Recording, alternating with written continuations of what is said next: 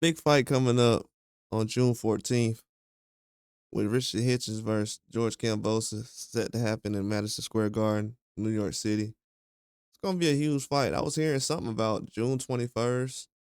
I was hearing that date a lot. Then recently I heard them say June 14th. That's the week they want to have the fight. And things can change, but right now that's the date they have. It's gonna be a good matchup. Right now it seems like a lot of people are kind of on the fence with guys like Richardson Hitches because he doesn't have a lot of power, knockouts, which people are attracted to. And George Kambosos, a guy who's been in some tough fights, took some tough losses.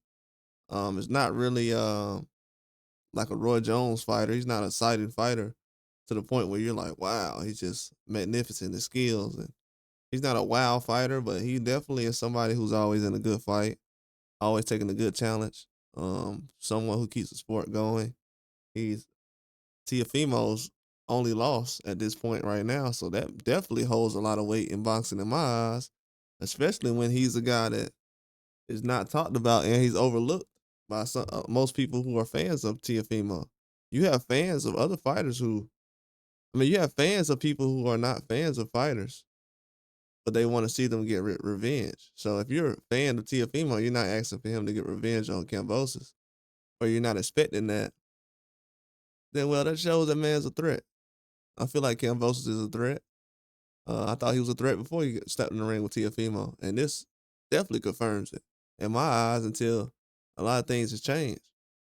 And even Tiafimo has said recently that Kambosos is giving him trouble. But then we had Matias said recently that he wants to get his, I don't know if he said his get back or not get back, but his opportunity. He earned his opportunity to fight Hitchins in a championship fight. I don't know if Matias knows it or not, but if you have a belt and you lose, and then the guy who beat you loses to Hitchins, it's not really that. I don't know if you can say you just earned the opportunity if you fight two times after that and you win and say, "Oh, I earned the opportunity." What about the people before?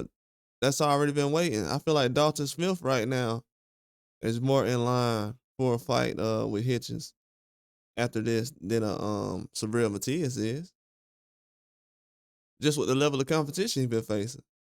Not only because I can name tons of other fighters who fought guys recently after having a loss, and they've been tough big names.